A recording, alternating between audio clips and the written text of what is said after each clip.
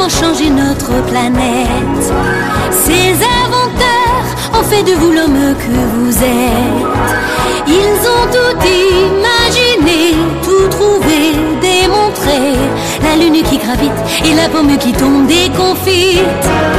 Ils ont cherché à mesurer le temps qui donne l'heure. Ils ont voulu nous offrir tous les gages du bonheur. Une lumière exemplaire qui éclaire, qui prospère et ouvre le chemin aux rêves des humains. Ils ont trouvé des leviers pour soulever le monde. Et grâce à eux, la terre a voulu jouer à la ronde. Tourner, tourner, toutes les roues de la locomotion. Et des automobiles qui se suivent au fil et défilent, puis vite filent les découvreurs. Chevauchent déjà d'autres chimères. Pour que progresse dans la sagesse notre vieille terre. Les découvreurs. Les découvreurs.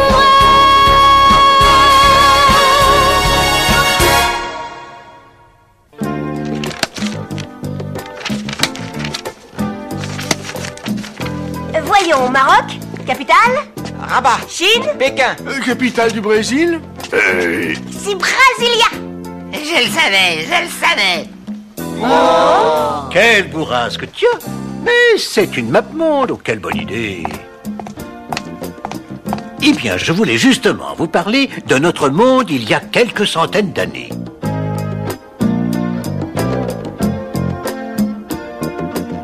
Ça alors? comme elle est bizarre cette Afrique. Quelle drôle de forme. Eh bien, à la fin du Moyen-Âge, c'est tout ce que l'on connaissait de notre monde. Car pour aller plus loin, il fallait franchir un très gros obstacle, la peur. La peur de quoi? De l'inconnu, de l'imaginaire. Moi, j'aurais pas eu peur. Avoir peur de l'inconnu. Oh.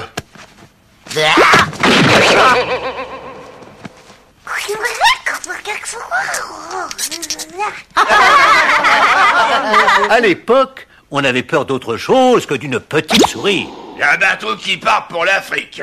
On cherche des matelots. Non, moi je suis pas fou. Tu sais ce qui les attend? Il y a des marins qui ont vu un serpent de mer long d'une lieue. Mort des navires. Les licornes crèvent les bateaux.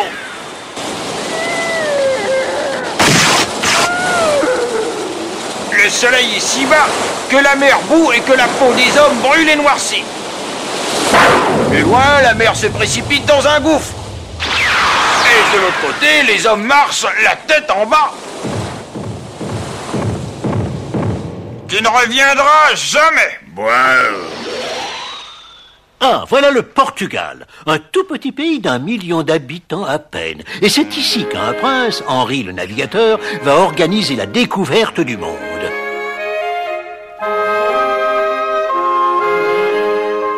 Henri, mon fils, tu ne seras pas roi puisque tu n'es pas l'aîné, mais tu découvriras des choses cachées aux autres hommes. Venez.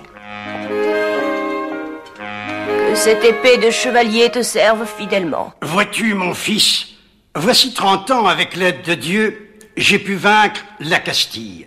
Mais ce peuple est puissant, et un jour il chassera les infidèles. Nous devons donc renforcer notre suprématie pendant qu'il en est encore temps. Oui, père. J'essaierai de faire de notre pays une grande puissance de la mer. Et si nous pouvons infliger une défaite aux musulmans, nous serons les champions de la foi chrétienne. Et nous aurons le soutien du pape. Nous partons conquérir la ville de Ceuta, sur la côte du Maroc. C'est un point de contrôle important. Que le Seigneur soit avec vous, mon fils.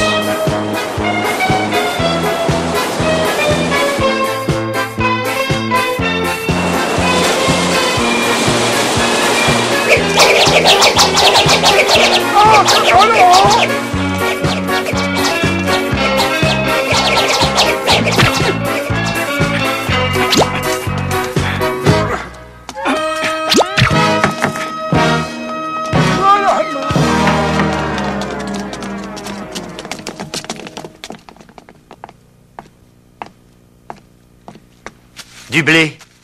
Voilà du riz. Du sel aussi. Tiens. Oh, du poivre. De la cannelle. Du gingembre.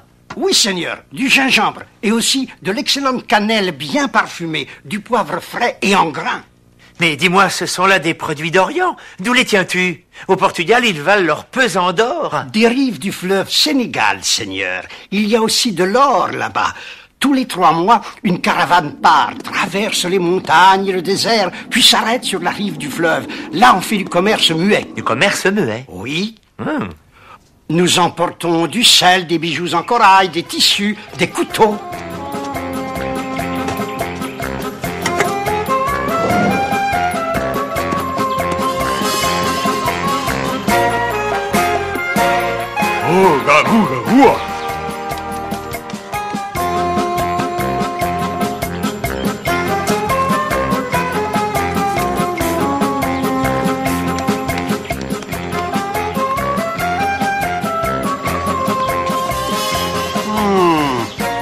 Pour les bijoux, il n'y a pas assez d'or. Mais ça, c'est une bonne affaire. De toute façon, on ne comprend pas leur langue, ni eux la nôtre, alors... Père, je sais maintenant qu'il y a au sud de l'Afrique des terres inconnues et de l'or. Mais nos cartes sont fausses. Regarde celle de Ptolémée. Je vais rassembler des savants, construire des navires, former des équipages, et par les mers, nous attendrons les richesses d'Orient. Bon, eh bien, fais donc à ta guise, Henri. Et Henri va construire à Sagres, à la pointe sud-ouest du Portugal, un véritable institut de recherche qui va réunir astronomes, cartographes et navigateurs. Zarco, tu descendras vers le sud, et surtout tu t'éloigneras des côtes africaines. Il paraît qu'il y a là une magnifique île verdoyante. Bien, monseigneur, je suis à vos ordres. Toi, Pedro, tu suivras la côte africaine, et lorsque tu auras dépassé le cap Bojador, tu pourras... C'est le cap Bojador, monseigneur. Mais c'est impossible. Mais c'est la fin du monde. Au-delà, c'est l'inconnu, c'est la mort. Écoute, Pedro, le cap Bojador n'est pas plus loin que l'Angleterre. Qu'est-ce qui te fait peur? Bon, j'essaierai. Gilles, mon cheval.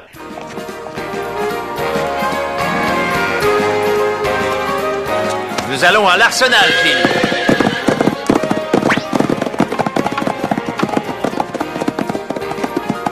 Oh. Regardez, monseigneur, cette barque peut transporter 40 marins et leurs provisions.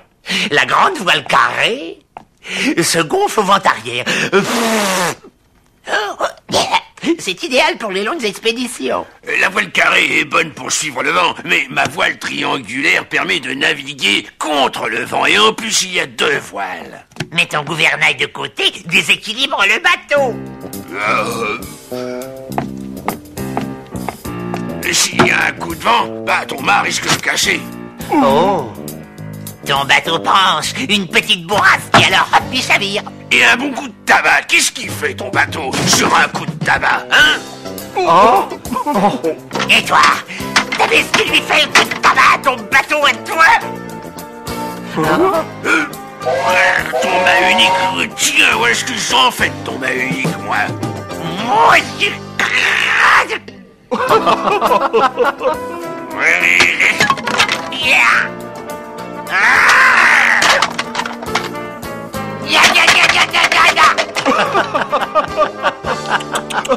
C'est navrant.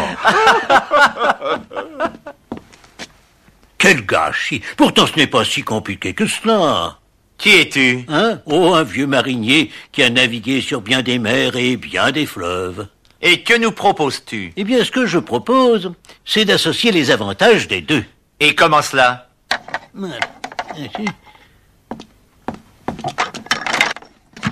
D'abord, le gouvernail des tambours derrière. Bien plus stable que le gouvernail de côté. 3 mâts pour augmenter la surface de la voilure, navire étroit pour fendre l'eau, faible tirant pour les eaux peu profondes. Voilà qui est parfait. Le gouvernail, c'est mon idée. Oui, mais la grande vergue, c'est la mienne. Le mât de misaine, c'est à moi. Et la voile triangulaire, c'est à moi. L'important, c'est avant tout la synthèse, messieurs. Et comment s'appelle-t-il, ton beau navire? Une caravelle. Ça suffit, Jérémiade. Faites-moi construire une caravelle suivant ce modèle. Et rapidement. Bien, monseigneur, je suis tout à vos ordres, monseigneur. Mais ça ne marchera jamais, monseigneur.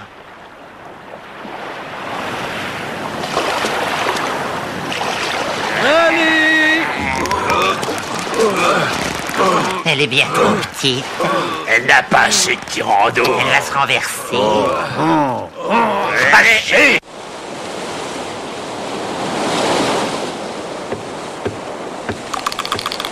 Capitaine, nous sommes à moins de 100 lieues de Cap Bojador. c'est la fin du monde connu. La mort nous attend. Alors, on continue, capitaine?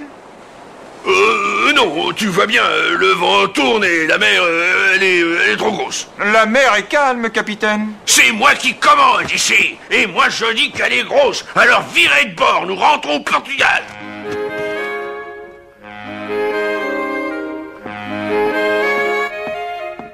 Ah, Vous m'avez fait mander, monseigneur? ah, Yehuda Cresques. Regarde, voilà le fameux atlas catalan dessiné par ton père.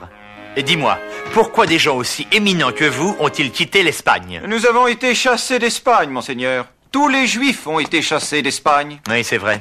J'oubliais. Ici, tu es le bienvenu. Veux-tu m'aider à moderniser les cartes de ton père? Tu seras mon chef cartographe. J'accepte avec joie, monseigneur. Moi aussi, je peux vous aider, prince. Je m'appelle Sébastien, célèbre cartographe génois. Je connais toutes les mers et toutes les côtes. On verra, Sébastien. Mais attention, tout ce qui se dit ou se fait doit rester secret, sous peine de mort, c'est bien compris? Mais... Gilles, Yehuda, venez avec moi.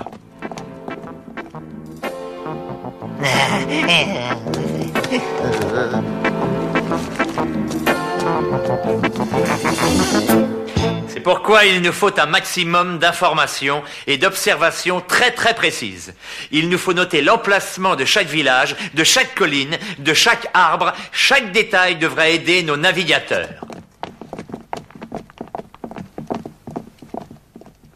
Voyez-vous, si moi je ne les oblige pas à agrandir notre savoir, personne ne le fera.